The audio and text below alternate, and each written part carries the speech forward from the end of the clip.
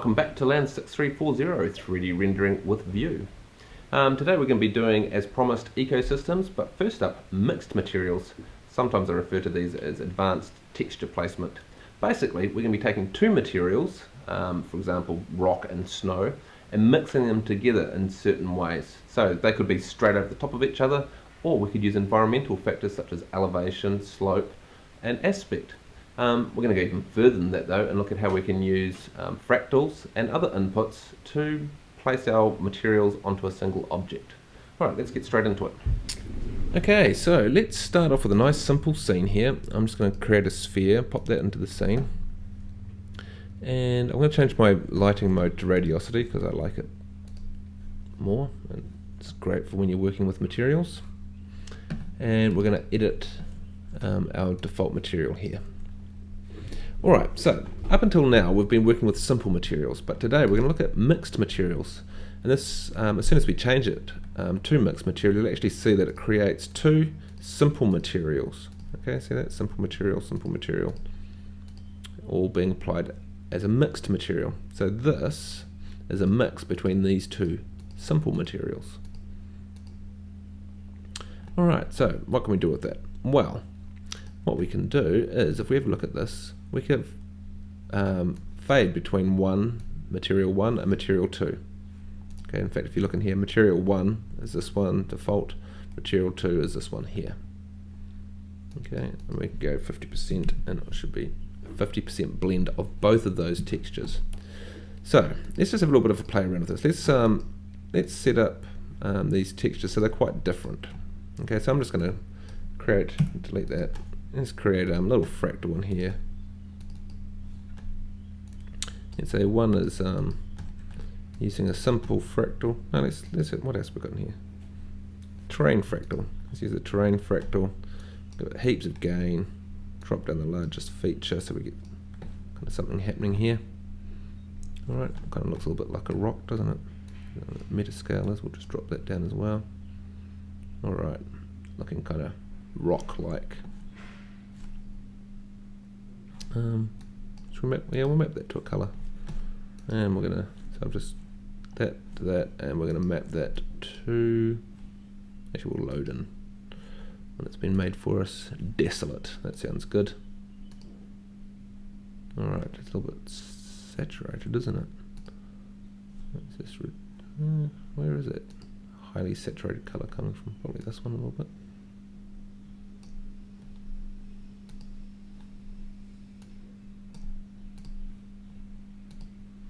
Come on. Still quite separated. They're not looking too bad in there. Alright. Don't know why it looks so dark in that image, but anyway. So there's our rock number 1. So that should look like, if we go and flip this over here and go, that's that one there. Looks kind of like that. Looks kind of nice, doesn't it? In fact, we'll just play with that a little bit more. Let's just go edit a function. And I'm actually going to use the same fractal for the bump map. Okay, so it should be kind of pushing out these lighter areas and then these darker areas. Kind of the pushed in bits. That's kind of cool. We've got a pretty good looking rock material there. Alright, now let's take material 2. Let's do something a little bit more funky with material 2. Let's delete all that, create a new fractal. Actually no, see this one here's what do they call that, noise or something? Yep, add a noise node. Yeah, we're gonna add that. I don't know why they call it noise really, because there's lots of things we can do. So let's say we get what do we call? We've got all sorts of stuff in here. Square patterns, that would be kind of cool. Random altitudes, that sounds cool. Excellent, look at this thing. And again, we'll map it into something. Let's map it into something really colourful. There we go. Can't get much more colourful than that. Was that a good idea? I don't know. And again, I'm just going to use the bumps. Okay, so we've got something pretty funky happening here. So, if we did a 50-50 split between the two, it would look like that. Yeah. Kind of bizarre. Alright, first of all, let's just have a look at the material mixing methods. So this is the way that it's mixing these two materials together. We've also got a smooth blending strip. So in fact, at the moment it's just putting one over the other. So if I go none, it's actually either one texture or the other. There is no in between. Okay, if I change this to 100%, we'll now get a slow progression from one to the other. Okay, so 50% should look like that. Let's drop this back down again. Now the next thing I want to talk about is these options down here. So at the moment it's doing a simple blend, putting one texture over top of the other. Full blend, you should see it's actually mixing the bumps together as well. Okay, so even when I go like this, we should see, oops, actually let's go that way, it might be easier to spot it. Okay, we should be able to see the cubic form coming in from underneath. Might have to slide, there we go. Okay, and we should see the bumps there as well. So it's kind of mixing the two together. In fact, let's do some high res renders, right? So we'll set this to 50. We'll set this to 50. Okay, simple blend, render.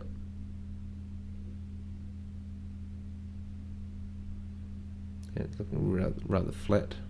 It's a bit weird, of course, because it's just a bump map. And let's go linear. Now the linear is just the way that it blends these. So linear is usually like this here, straight line, whereas cubic, I can't remember which way around it goes now. I think it goes like that. Or is it like that? I can never remember. So it's just the way that it blends these bumps together. So whether or not you'll actually tell the difference, I don't know. Let's see. Oh yeah. So you can see how the one set of bumps is being layered over the top of the other set of bumps. Alright, we've also got cover, which one will cover the other one. And again, it just depends on how you do this, but you'll actually see. It's a little bit funny to be doing it like this, but I'm just trying to illustrate the point. And it kind of works. And then we've got color and lighting blend only. So what this is going to do is we're going to see this rock material, but material 2 here is actually coloring it. So we shouldn't see the bumps of this top one. We should just see the color from it coming through. So we can kind of recolor an underlying material, which is kind of cool. Alright, so if we wanted to age something or maybe wear it out, you know, we could have like a lighter color going over the top of another one. And so we'll only be influencing the color of it. Okay, so that's a very, very simple blend. However, usually when we want to blend two textures together, there's usually something driving it. So for example, the environment. So we might want one material to appear, at a high altitude, another one to be at a low altitude. So let's just go and turn that off. So this is just altitude. Okay, so what we're saying, this is actually not going to make much difference in this case because this controls the influence of these three variables. So at the moment what we're saying is that altitude is affecting it. There is this blending strip still, so if I set that to 0, we'd see a straight change from one to the other. We've still actually got this color and lighting, so the bumps actually from my rock are still coming through. It's just the color of material 2 that's changing. So if we can change this back to simple blend, we should see it, the bumps and everything from material 2 up the top and the bumps from material 1 at the bottom. Okay, we can do a little smooth blending strip like that, and we'll see it smoothly blend from one to the other. If we want to change this ratio, we can have more of material 1 or more of material 2. Okay, this does get kind of affected a little bit by here as well. It's kind of a bit of a funny thing. I usually find if you put this at about half, it seems to react a little bit better. It's a bit finicky. However, you can get very accurate with this. So let's change this from object parametric. let's just change this to object standard. Okay, because now I'm kind of working with standard numbers. It shouldn't make a huge amount of difference. However, I like to do it just because if I say absolute, I can say 3 meters. Okay, and so now this is going to appear after 3 meters. And we should see the same thing happen over here, but we don't. Why not? Well, let's just make that 50%, just make sure it's quite clear. And this is object standard. It's a bit odd. What's going on there? That's what I expected. If we go 100 meters, it should be. And how big is our sphere? 6 meters. We should be able to see this. Let's just reduce this blending strip. Stick this back to 10 meters.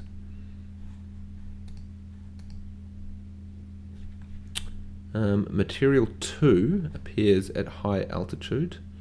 Absolute 3 meters. We should have this working perfectly. Let's just change this to object parametric. Let's see what we get. Nothing. World standard. There we go.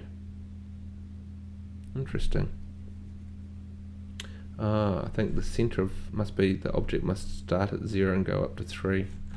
If that was the case, and I set this to 1 meter, in fact let's just do it here, so if we set 1 meter,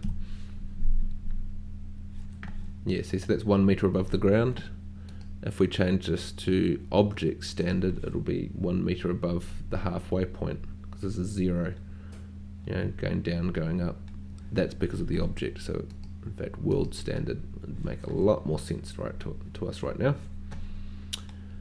Okay, and I can go up. If I go and set this, as I said, to 3 meters, it should appear bang smack in the center of our object. Okay, so that's kind of cool. Notice something though, when it's set to absolute, there's no little slider, so it is completely absolute. At 3 meters it will appear, which that can be kind of annoying, to be honest. So if we change that to by object or by material, in this case it's not really going to make much difference, but if we'd split this material, then 50% of this material would be halfway, as opposed to 50% of the object. With this, you can now influence it, which when we start talking about putting like snow on top of mountains and stuff, it'll become a lot clearer. Alright, so let's actually set that back to 50%. Let's talk about the slope. So I'm going to set this one to 0 now, and we're going to bring the slope up. And what the slope is doing, again, is sort of saying, well, material 2 is going to appear on flat surfaces, so that's the colourful material. It's going to appear on flat areas. So if this was a terrain, where the slope is less than a certain percentage, you're going to get one other material appearing. So like snow, for example, likes to sit on flat surfaces, not so much steep surfaces, so you'd have to have an influence of slope on it. Let's just go and take that off. Let's say the influence of orientation. Okay, so this is going to put our second material at a certain orientation, and when you adjust the slider, you're going to get more or less of that. Alright, those beautiful colours being reflected off, isn't that nice? We've also got world orientation and object orientation. So if I set object, then it's always going to be, if I set this to 0, it's going to be 0 degrees on that object. That means if I rotate the object, I'll be rotating this with it. So in some cases that could be very important. If it was, the snow's always landing on one side of a mountain, you'd want that on world orientation, so it's always coming from the east or the north or whatever. Okay, you wouldn't want to rotate your mountain and all of a sudden the snow's coming from a different side. This would be very important, especially if you're trying to line this up with lots of objects and you want them all to have one material appearing on the same side of all of them, no matter what their rotation is. However, if I animated this, it would be a bit weird. If I tried to spin it, one material is always going to be sitting on one side and the other is always on the other, no matter how much I rotate it, which would be kind of a bit odd. Okay, now we can do a combination of all of these. So let's say we want to have this material appearing at high altitude, but I also want slope to have a little bit of an influence here as well. So it's got to be on flat areas, and the orientation is also important to me. So let's just kind of orientate that, yeah, like that. In fact, let's just change this preview just temporarily to terrain, and let's expand it so we get a nice big version of it. Alright, and we can see some very odd things happening because probably got the strangest material known to man. Let's render on that. Okay, and you can see we're getting this material too to appear at different altitudes. In fact, let's just scrap this material, and replace it with snow.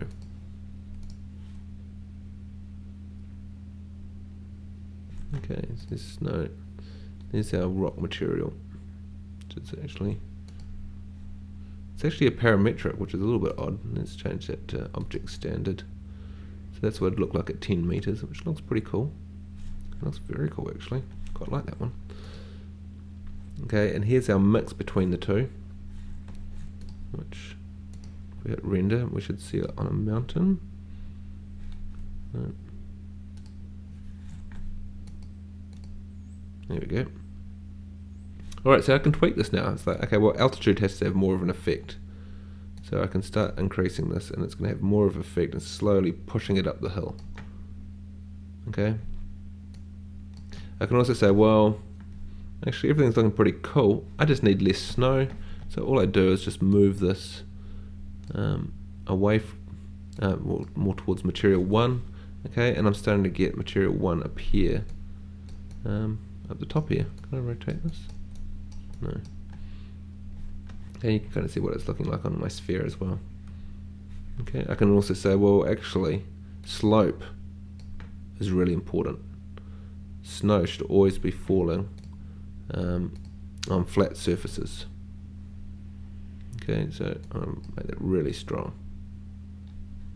Maybe altitude isn't so important then. Yeah, but this is really important. Okay, and again I can kind of tweak this so that I end up with the snow only falling on the flat areas. Now you can see as it gets up to the top, this altitude is kind of kicking in more. Okay, it's saying that at high altitude really need snow everywhere. Low altitude not so much.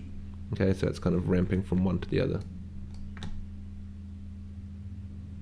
Alright, if I keep dropping this off,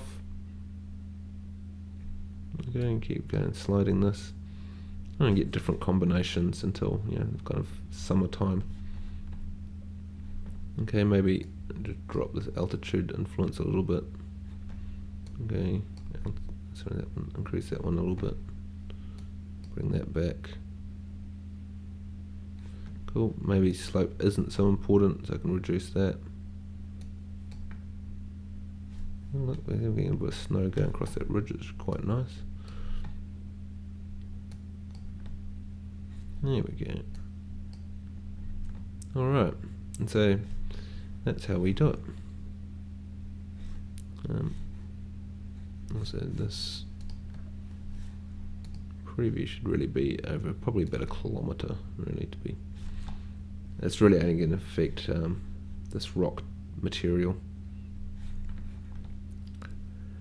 Okay, so we can get more complicated with this, but do I want to go on with that? Yeah, actually, no, I'll show you just something else. See how we've got this altitude by range. If I say absolute, see what happens? Okay, we're getting this like complete cutoff, which in this case is 3 meters, which is a little bit odd because you'd expect it to be more than that. And it's probably having a little bit more of an effect at this stage, but you can see here. Let's say we said 15 meters. Okay, it's going to push it up our hill. But you get this really solid interchange between the two. And we have got this materials to mix sort of thing which will soften that, but it still looks very unusual. And you could sit here playing around with it, and I can tell you it's very difficult to get it looking realistic. Not quite sure we're getting so much softness happening down the bottom there, kind of a bit weird. Okay, but it is very tricky to get that right. So I want to show you another way of mixing these materials together, right? Is, in fact, I'm just going to switch this off, and I'm going to flick these things on. Okay, so I can see two different materials getting mixed together. Okay, now remember we've got this switched off, so if I go into here and go edit function, you'll see that I can actually use a fractal to distribute my two materials. Okay, so now this fractal here is actually distributing materials 1 and 2. And you'll actually find, if you have a little look in here, you can see things very similar to that influence of environment. You can do that all directly in here as well. So for example, we could just go and connect distribution directly to altitude. Okay, and I'm getting a ramping effect from material, well in this case material 2 to material 1. Fantastic. Oh, by the way, I don't think I've mentioned this before, but yeah, if you got these around the wrong way, you can just flick that, and now material 1 is material 2, and material 2 is material 1. Okay? So, kind of convenient. Alright, so what can we do in here? Well, I'm glad you asked. Here's the funky sort of thing we can do. For one, you'll notice that this blending strip seems to be completely affected, oops, between these two. So it still kind of has complete control, and you can see we can still kind of fade between, okay, but it's influencing these two. So let's just go back to this distribution, right? And I'm going to put this on 0 and 0 and 0 so that we've got this 50 meters. Now remember we're getting that straight line before, right? Okay, between the two. In fact, if I go 0, okay, we're getting this straight line, which is not a lot you can do about. Even if you want the this 50 meter transition, but you want some of this to affect it, too bad. Wow, check this out. Let's go, I'll just reset this function. What I'm going to do is I'm going to go and edit this function, and I'm going to put into here just a simple fractal, and it's actually this is going to look a little bit different depending on what scale is. So at the moment it's set to 10 meters, let's just set that to 1 kilometer. Okay, so it looks kind of like that, right? Except I'm going to stretch it actually in the Z, so I'm going to make this 10. Okay, so I get this kind of stretching effect. Alright. Now, watch when I go and increase this blending strip.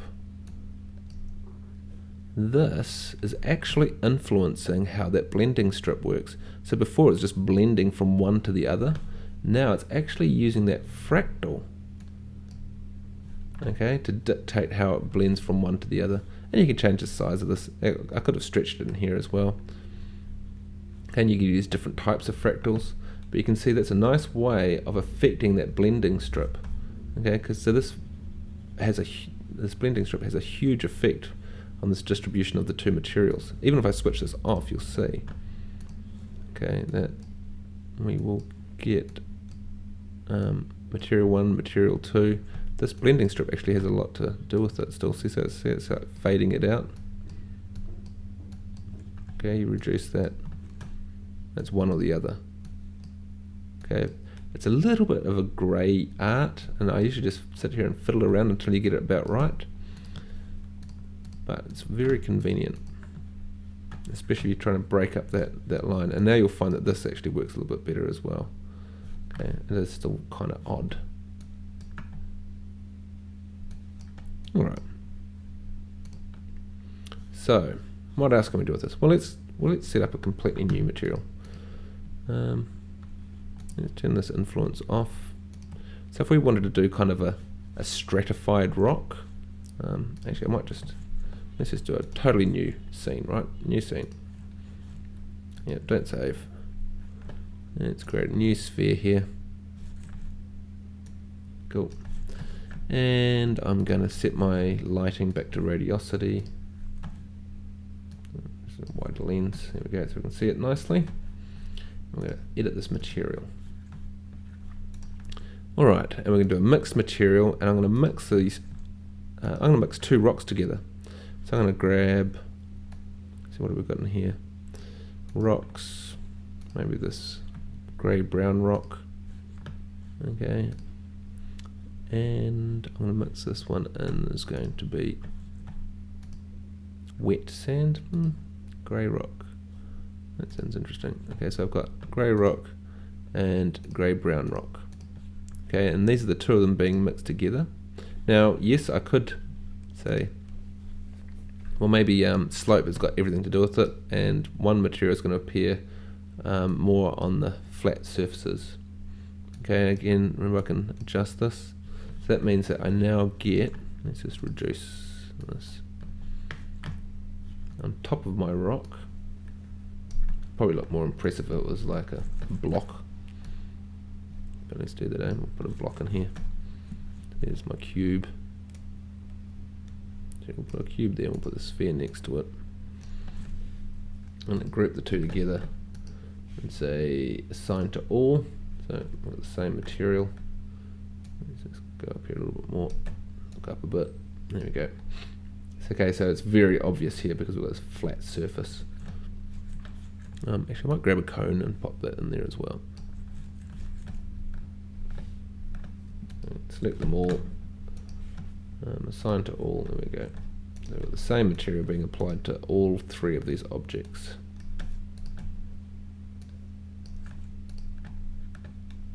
Okay, no flat surfaces on this cone, so it doesn't have any of material 2.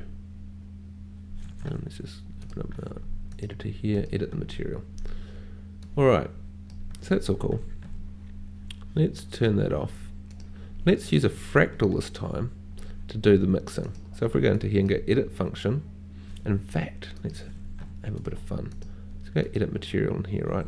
So quite like this bump, right? So, oops. Is it this one here? Yeah. So let's have a look at this bump map here. And I'm going to copy that function, and I'm going to go and paste it onto here. Alright. Okay, and again, I'm going to actually use different colours so I can see this quite clearly. We'll stick this at 50%. Alright. I'm going to edit this function here and just let's have a look at this. Okay, so I could put a filter at that level, but you'll actually notice there's one quite conveniently placed right here. And so I'm just going to edit this filter and I'm going to move it around a little bit until we kind of get the look that we want. And it might be a little bit touch and go. I'm really trying to get one of these or the other. Not really working for us, so let's increase this blending strip.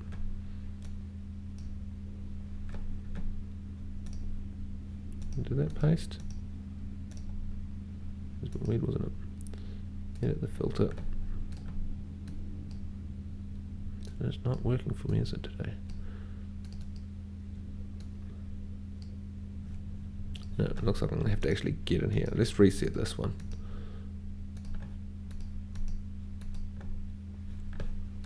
Okay.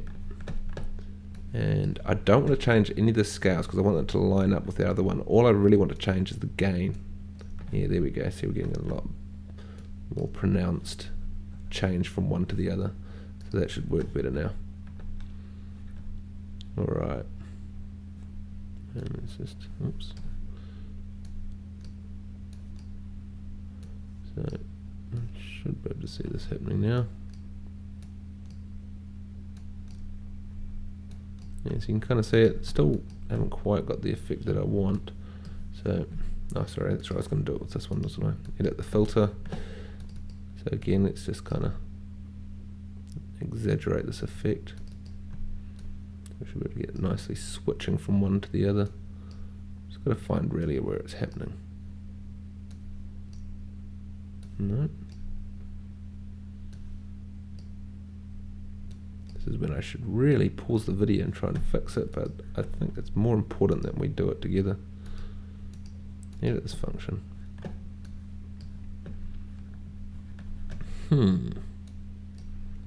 That's our gain. What else can we do here? Not a lot. Let's just open this up, right? So you can actually see that we're getting a lot of variation, but it's not really being pushed up enough. You can see it's only getting up to about 0, which is kind of a bit odd, isn't it? And if I reduce this gain, we're actually not. See, it's kind of going in the wrong direction. We want to bump this all the way up. So let's just pop a filter in here.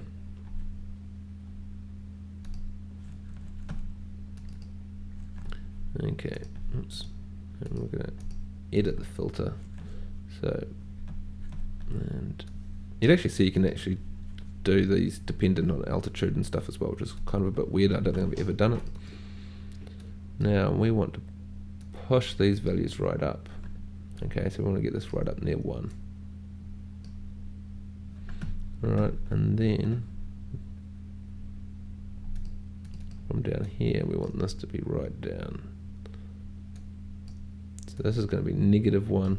We want these values up here to be 1. Actually, notice, see this upper clamping, what it means it's going to continue.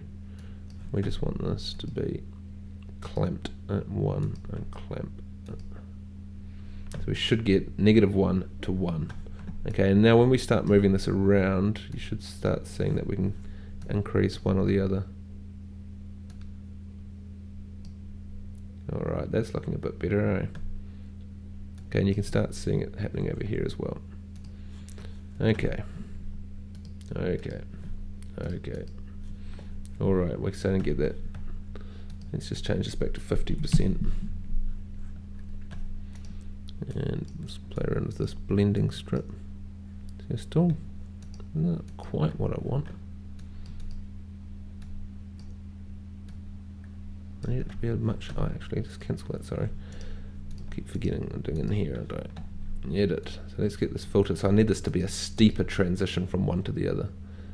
Okay, so I'm going to grab that and just go boom like that. There we go. Okay, so it's cutting straight from one to the other. We'll bring that back this way. All right.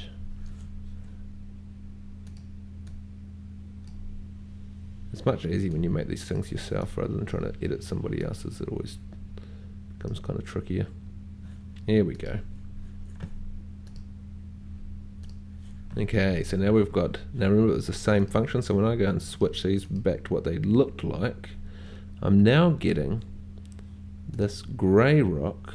See, so where this sticks out, I'm now replacing it with the grey rock, and I'm getting a combination of the two. This grey rock's a bit boring, isn't it? Let's just change its colour a bit. What have we got going on here? So this is where it gets mapped to its own colours. Oh yeah, okay, so it's getting colour variations from here. Interesting. So it's always kind of fascinating seeing how people create their textures. If this is too complicated, it's like, oh, I just want it to be blue. Remember, you can just come into here, you can change this colour here, and that kind of just influences the overall colour. So let's say maybe a little bit more orange. Okay, so it's going to make it a lot more orange, and now you'll see, so this is this grey rock, and then it's being replaced with a second rock. What's cool though is I can go, well actually I don't like the grey rock at all, that sucks. Let's replace it with this red-green patches thing. Cool. Now, remember, so we've got this transition happening from one to the other, and we should have to actually get 0. It should be a lot harsher. Okay, see that blending strip? See, soft. We want a nice harsh change from one to the other. So now we've got this grey-brown rock going over the top of this one, and it's kind of being influenced by the bumps. Okay, we could change this, of course, to a displacement mapping, and it would actually really push out. And now we've got kind of an interesting combination of two materials.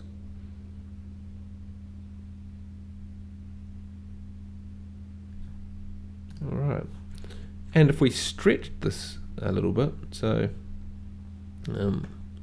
which I don't really want to do, but I'm going to do it anyway. So in fact, I'll just squash it in the Z. Okay, I'm going to get these like almost stratified layers in here. Okay, and I could go into here and say, well, that's cool, but let's make this displaced. So I'm going to turn this into a displaced material.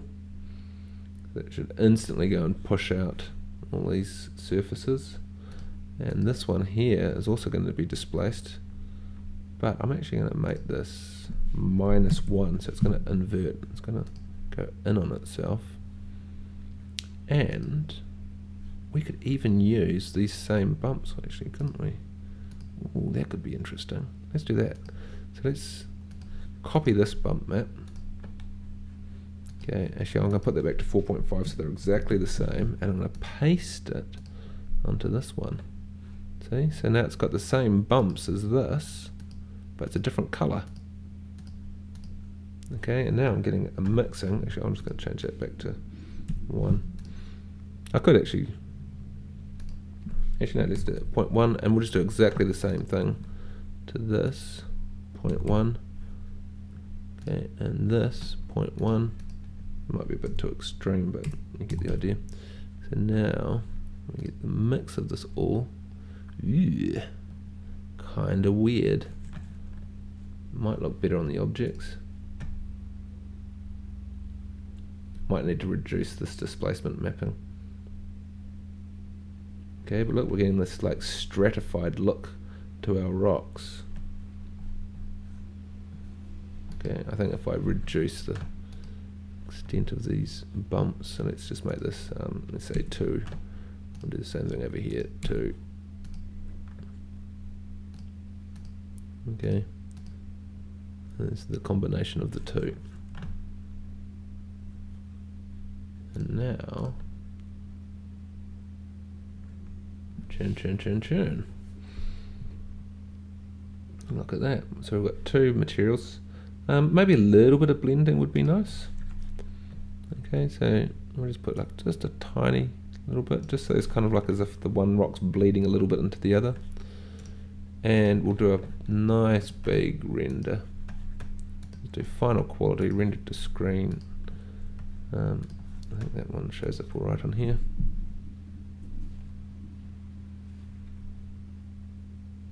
Churn. There's our lighting pass. Alright, so yeah, I think probably that 0.1's a bit extreme, but you get the general idea. I think if we made it maybe just, it's already kind of stretched anyway. Let's say we made that whole stretching effect. Let's just make it like 0.5. Okay, we'll do the same thing over here. 0.5. I wouldn't be surprised actually if this already has, oops, some kind of, yeah, here you go, see? It's actually already got the Z is being squashed, so that's why it's already got that stratified look to it. Okay, and let's change that to 0.5 as well, so that our colour and our bumps all line up nicely with each other. Cool, and we can still mix between the 2 materials to some degree. We should be able to. Actually, it might be a little bit tricky now because there's no grey area between these 2 and the distribution.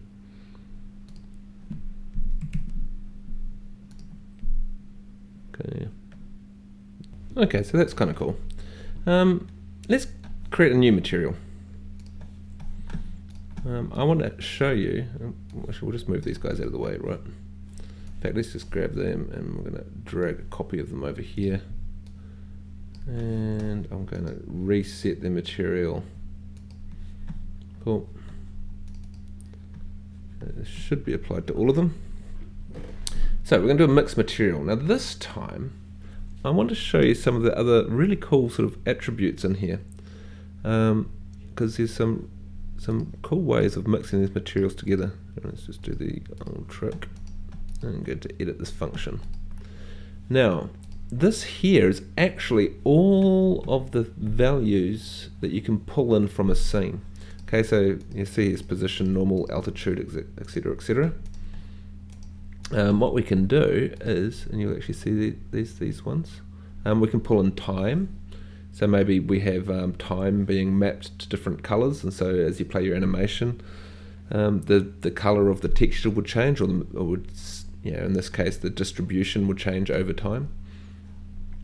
But there's all sorts of things in here, including things like incident light angle. What does that mean? Well, I'm glad you asked.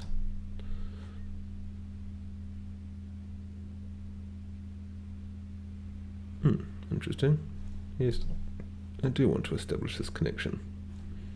So, what we should... Oh, actually, no, I don't want the light angle. I want the angle of incidence.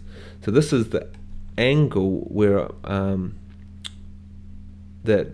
where it's firing a ray, if you like, into the scene. It's going to hit my object. Okay, so you can kind of see that when I'm hitting it flat, it's going to be white, and where I'm hitting it at an angle, it's going to be darker.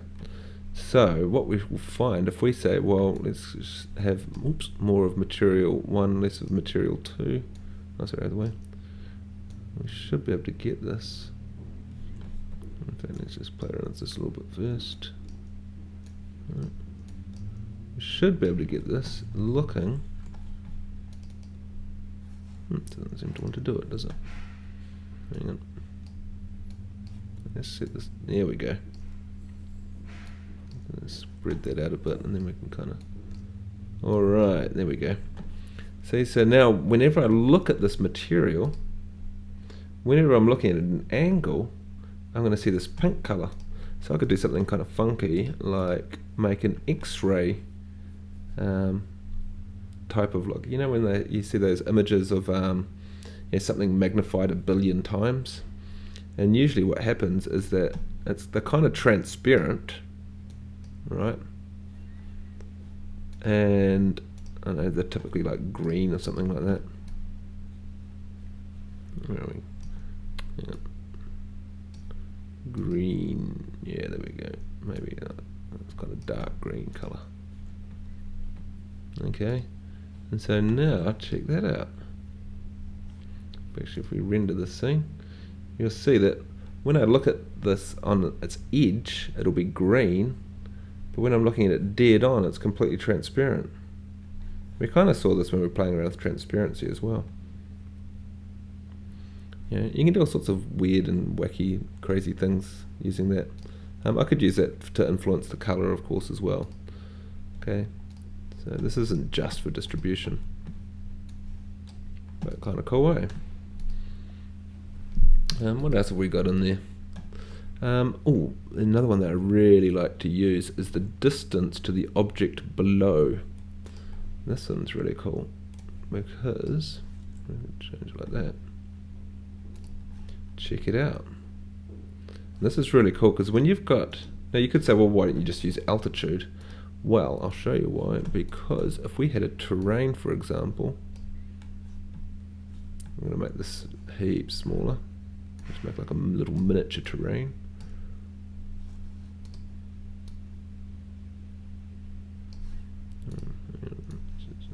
Squish this up even more. There we go.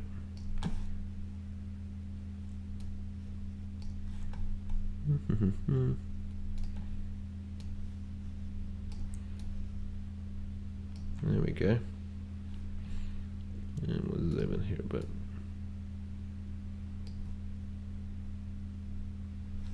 Check that out.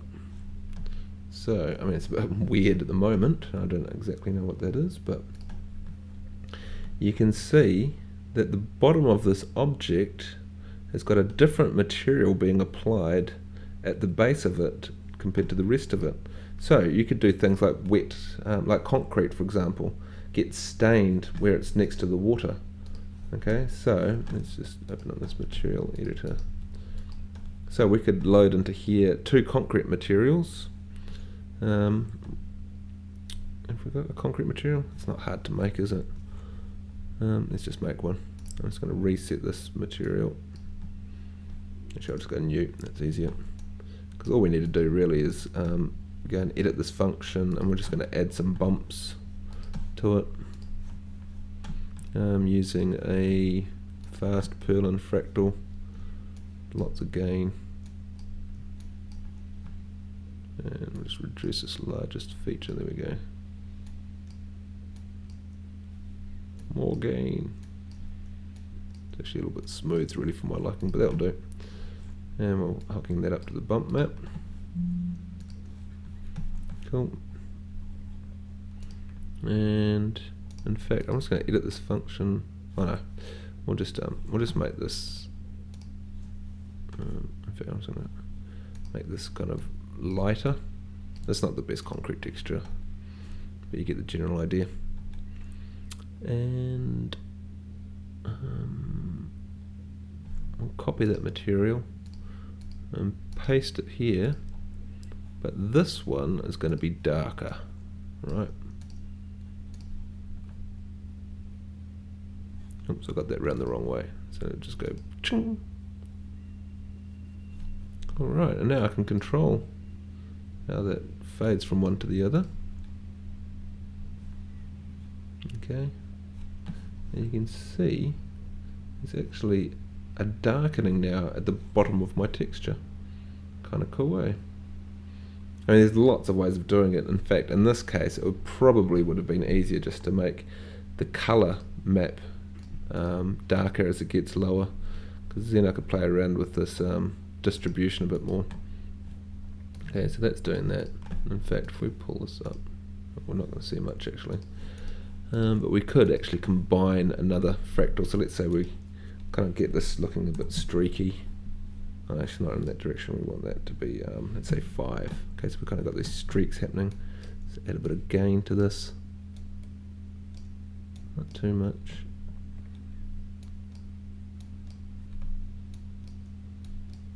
That's not too bad. I'm going to blend this material with this material. Cool.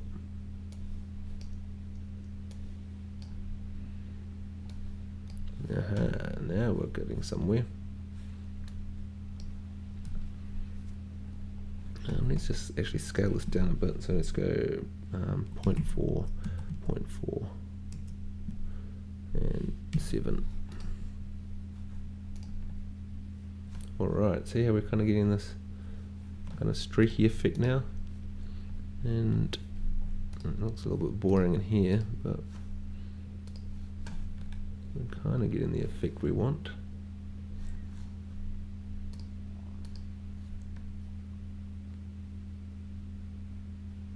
Alright, see, so we're blending these two materials together, so it's kind of, it's roughening this up and it's darkening as it gets to the bottom. I think that bump is too heavy. Let's say 0.3. We'll do the same thing on here, 0.3. There you go, that's a little bit better, doesn't it? And I think this white is far too white. In fact, I want it to be kind of a little bit off-white. There we go. Alright, and we've got a concrete texture that actually changes colour depending on how close it is to the material beneath it. Kind of cool, eh? And so if I change this terrain, I'm going to change the way that it moves. Lift it right up. Now that would normally be very difficult to do.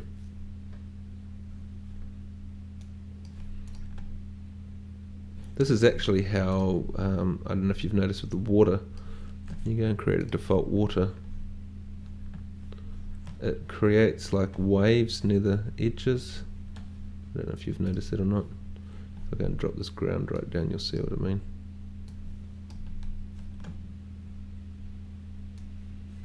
What it's actually doing is a very similar process. I think I'd probably have to make my own.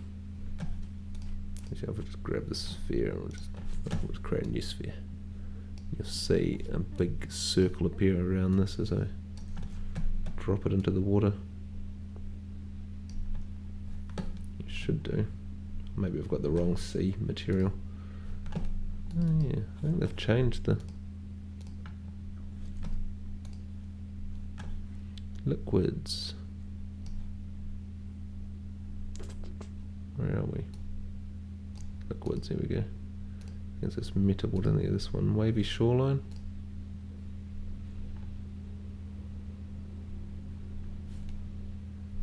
Yeah, see? It's actually doing a distance to the object below. So that's why you're getting this circle around this. I imagine if we have a little look in this texture, you'll probably find distance to object below in there somewhere. It'll be no doubt in its distribution. Oh no, we've got a layered effect happening here. We haven't talked about layers yet, have we? Oh no. Let's have a look in here. So it's a lot more complicated than you probably want to know. But you can see, there you go, distance to object below. Okay, so that's what it's using to figure out this placement. Yeah. This is obviously a very complicated material that's got a lot of controls, but you can actually get into it and start editing it. You see, so all of these things are all being published out like we saw last week, and then published and published and published until eventually you end up with this really complex texture it's got all sorts of controls on it. But yeah, didn't really want to go there right now. Okay, next we're going to talk about ecosystems.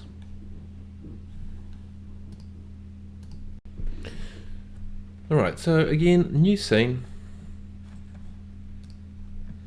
I'm just going to leave it on standard this time because radiosity will probably fall over on me.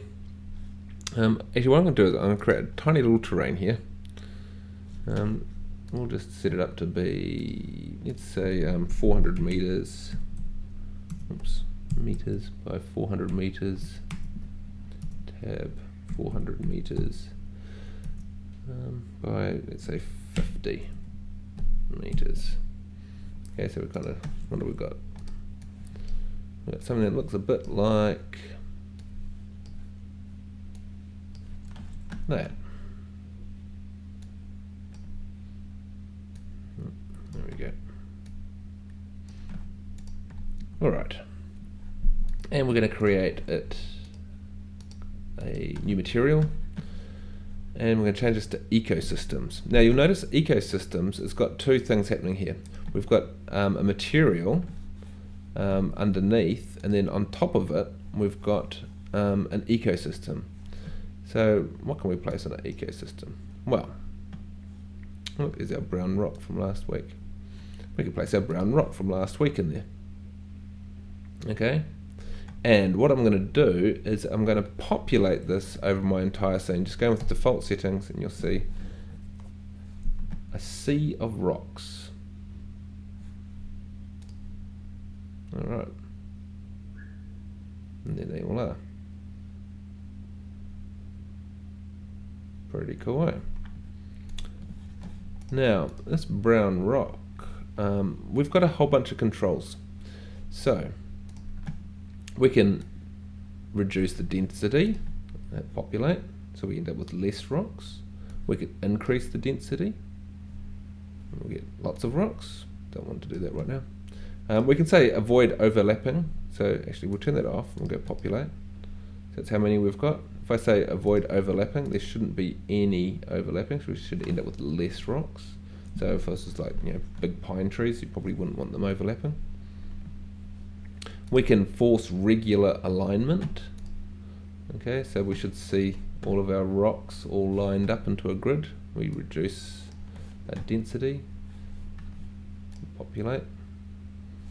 Okay, we're still getting like a grid of rocks. What else are we doing here? Just thinking about the basics.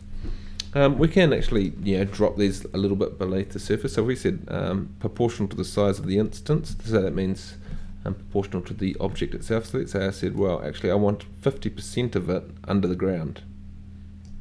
Okay, so now if I go and populate it, my rocks are half buried. That's quite convenient.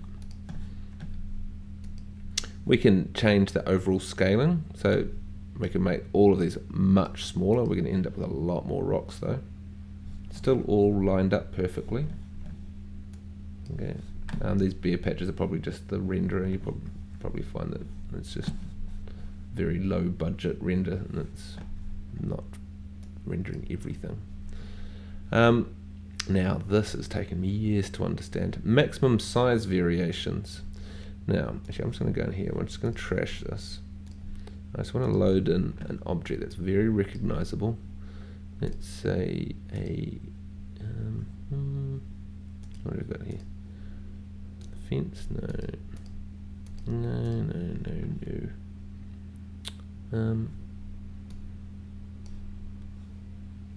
I should have practiced this. It must be like a fish. No, that seems a bit weird, doesn't it? Okay, penguins. Excellent. Now, if you populate this, you will find. Oops, maybe not. Let's just go to a. If we go here, we're just going to make this a lot less dense. I think it's lying. Yep. That happens occasionally. I don't know why. But you got to do a population that says it's going to put 1 billion of them in there, and it does. Let's just make this 10 times bigger. But yes, there we go. So there's our perfectly lined up penguins who are half buried. Probably not a good idea, eh? And you'll actually find, if I render this, there's still size variations. Okay, some are tiny, some are big. Oops, I forgot to populate. There we go. They're all above ground now. And it's actually because this maximum size variation, you'd think when it says 1 that would mean that it'll all be the same, but it doesn't. If you make that 0, then there is no size variation. Again, it took me a long time to figure that one out. Okay, so all of these are now identical sizes. So if you wanted a slight amount, you could say 0.1, okay, and they're going to be plus or minus 10% basically. Even though, yeah, this you would think actually would also mean they're all the same size, but it doesn't. What it actually means is the proportions of it. Okay, so that means that they're going to be, some are going to be a little bit skinny. They're going to be a whole lot of changes though in height and depth. In depth and height. Whether they're perpendicular or vertical. So we can go, if we said perpendicular, we're going to get a strange looking bunch of penguins. Oh, got to hit populate first. In fact, I'm going to change the dynamic population. All dynamic means, no I'm not. Dynamic population is great when you're dealing with big ecosystems like a forest. It'll only populate it where you can see them. It won't populate them, for example, behind me if I can't see them behind me. However, it does slow down the render. When you go render, it will actually populate the scene and then render. So it can slow things down, however it can also speed things up. It just depends on what you need. You've got lots and lots and lots, you'd probably have to use a dynamic population. If you can populate the scene, well, it depends on your computer. If your computer can handle it, it'll work great. If you've got limited resources on your computer, then a dynamic one will work better, but it will just have to calculate the positions before it renders. So it's kind of a trade-off.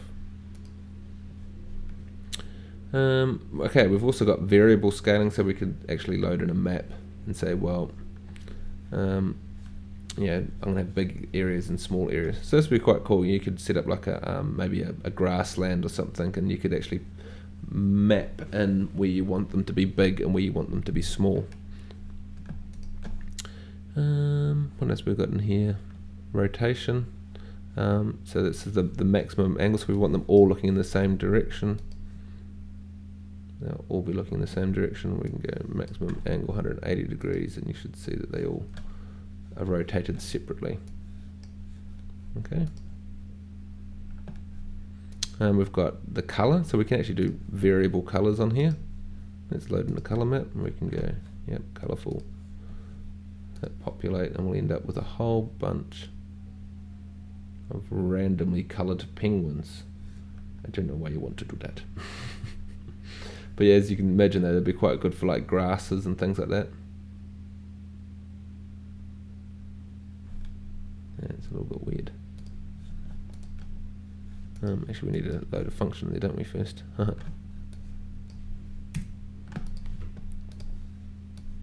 Oops, no, I want a fractal, don't I?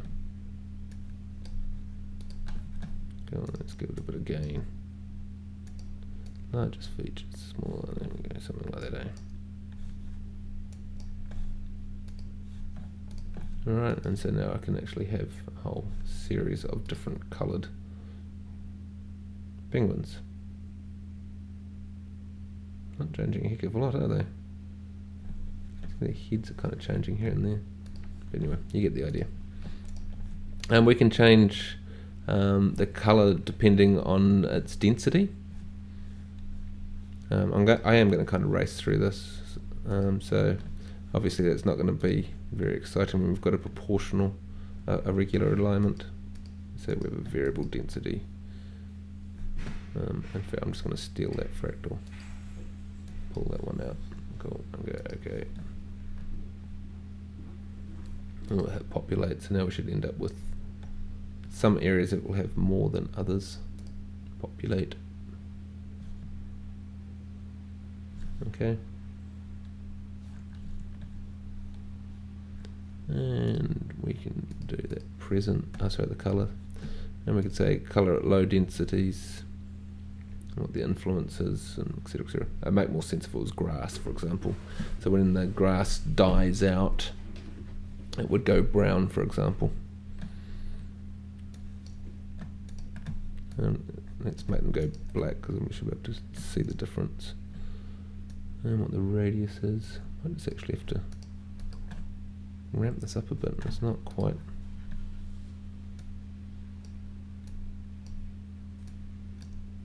Need a bit more.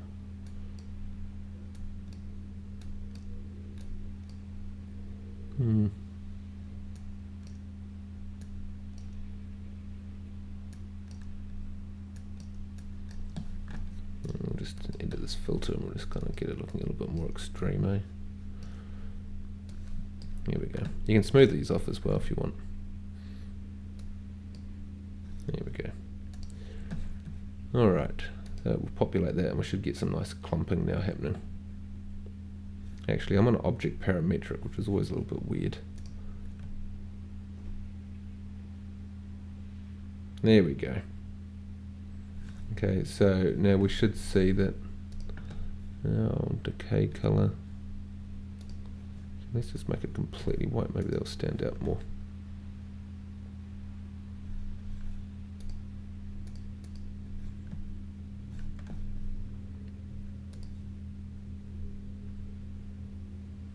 There you go. So you can see our individual ones are white, our darker ones.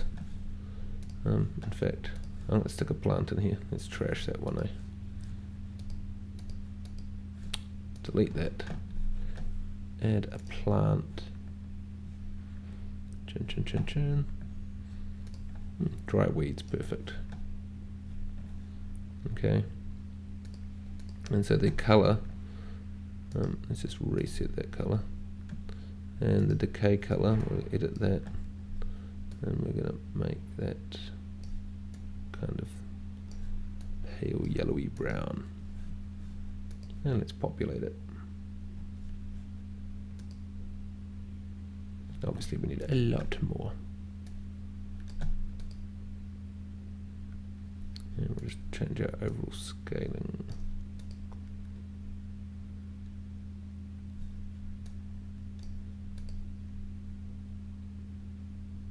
Okay, we're getting there. I'm just going to increase our density a bit more. And even more.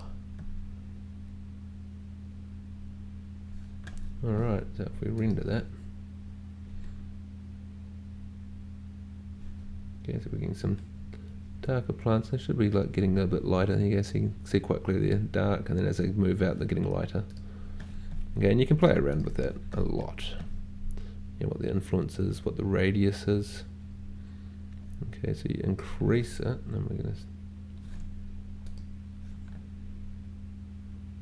Whoops. Obviously it didn't populate it at some point.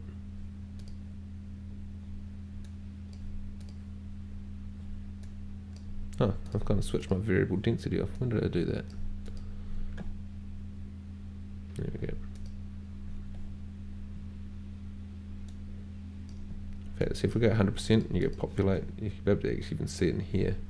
Okay, we go 0, hit populate, all dark. See? There we go, that's looking a little bit better, eh?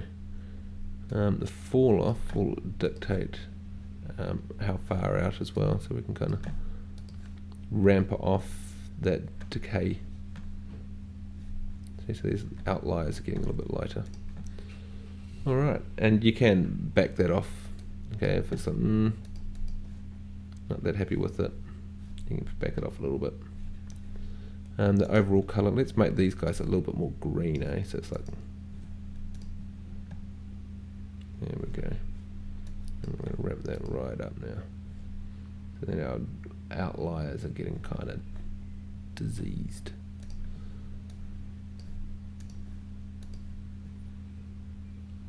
See, it's more doing a lightness on it, isn't it? We need to get it to hue shift a bit more. Maybe we push it out this way. I think it's actually hue shifting rather than. Nope, it's got really ugly. Let's move it further away from the green. I think we'll probably have more of an effect. There we go. Okay, and in fact, this is too saturated. Let's just reduce it. And hit populate. Yeah, not looking too bad. Cool. Let's just reduce this saturation even further. And hit populate again. There we go.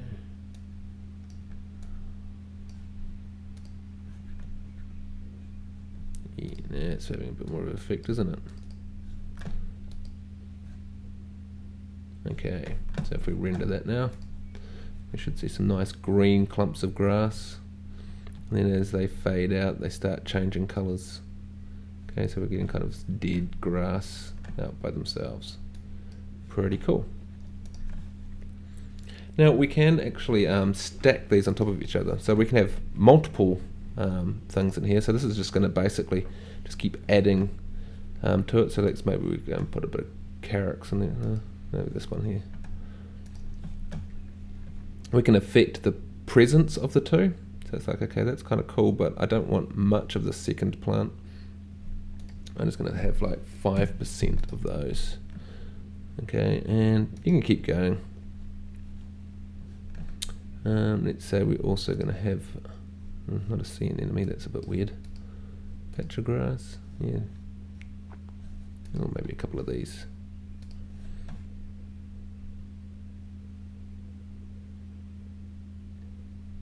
Alright, and we'll make that 10%, and that 10%, and the other one, whatever's left over.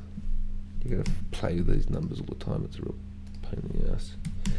10%, 10%, 10%. You see, I just got 90 on this one. Oh, sorry, 80 on that one. There we go, 80, 10, 10, 10, 10. Alright, we hit populate. So now we're going to get a little bit of a mix of things into our ecosystem. You might have to change the scale of them individually. Some of the older plants tend to be a lot smaller, and so you usually have to change it a little bit. Okay, we're still getting this dying out effect though, which is pretty cool. Sorry, the render qualities are kind of terrible, isn't it? Let's render that to screen at a reasonable quality.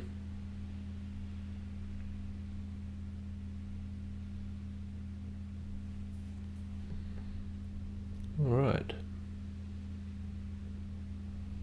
Okay, so now we're getting like, a nice dense set of weeds. They're kind of getting out, they're kind of turning a little bit more brown. You can see these a little bit more brown, a little bit more dense and a little bit more green. Okay, these outliers are going to be kind of dying. Nice. You'll actually notice as well that we've got under presence, so we've got altitude and orientation and slope like we've seen before. Of course you could also build that into the density. You could go and change the function so that it takes into effect these things as well. Scaling and orientation, we've talked about. Color, yeah, presence, yep, you pretty much already know that. And animation, so we can do time offsets, which we'll possibly talk about when we talk about animation. Okay, do I want to talk about, yeah, I'll put one more thing in here. I know it's getting a bit long now. I'm going to create a new layer, right? I'm just going to cancel that because I just want a new layer, and I'm going to change this to an ecosystem, right? I'm actually going to delete the extra one underneath, so I've actually got 2 layers of ecosystem, and I actually want to move this one down. Okay, so here's my new layer, and here's my old layer. Now you'll actually notice, see, it's got this affinity with layer and repulsion from layer. See that? This one doesn't. It's kind of stacks on top of itself. So what I'm going to do is I'm going to stick on this layer some big rocks. Churn, churn, churn, churn.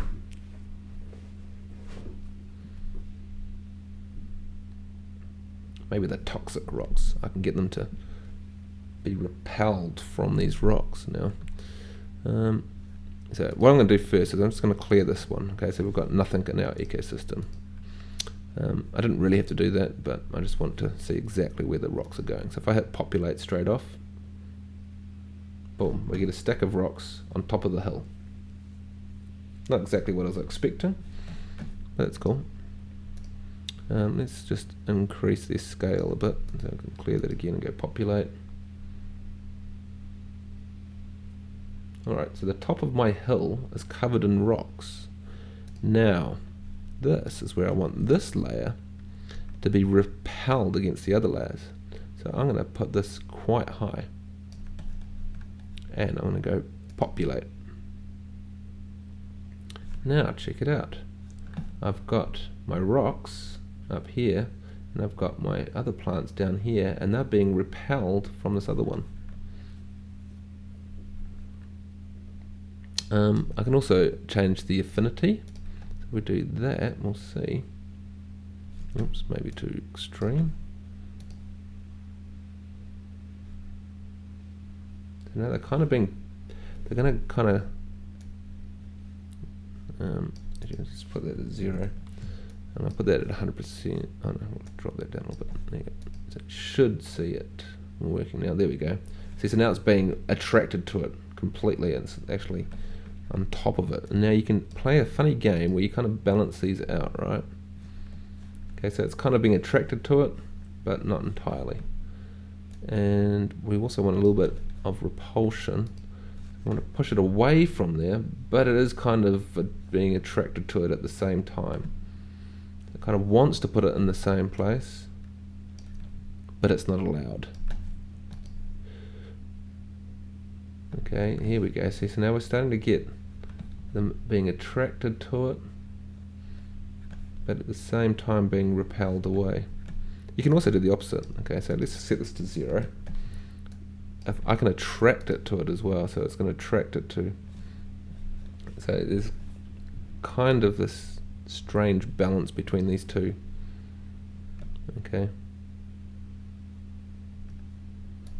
So you can go negative on this. So if we go 0 here, negative with the affinity, you'll see it kind of doing the same sort of thing, and that it kind of repels it away.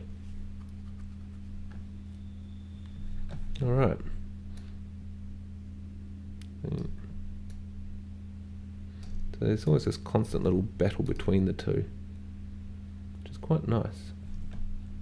So we need a bit more repulsion. Bit more repulsion. No, that's just not working for me. Let's go the other way. So say it's kind of attracted to it, but there's a bit of repulsion as well. Here we go. A little bit more, eh? There we go, see, so we're getting it close. Let's just drop both numbers down a little bit. Cool, now we're kind of getting a little splattering around the edges.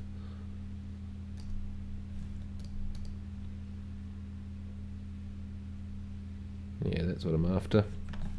Okay, so we're getting the odd little one in between the rocks, but we're getting more of these clumps outside of it. So, as you can imagine, ecosystems is quite well named. These could be trees, so you could have like trees and then like, dead grasses attracted underneath the trees and things like that. Yeah. Anyway, I'm going to have to leave it there because this is getting far too long now. Have a good play around with that, and please put your images up on either your blogs as you've been doing, or post them below. And yeah, looking forward to seeing them. Anyway, I'm going to render off a really good version of this. I'm even going to stick radiosity on, I think, and we'll exit. Alright, till next week. See you later.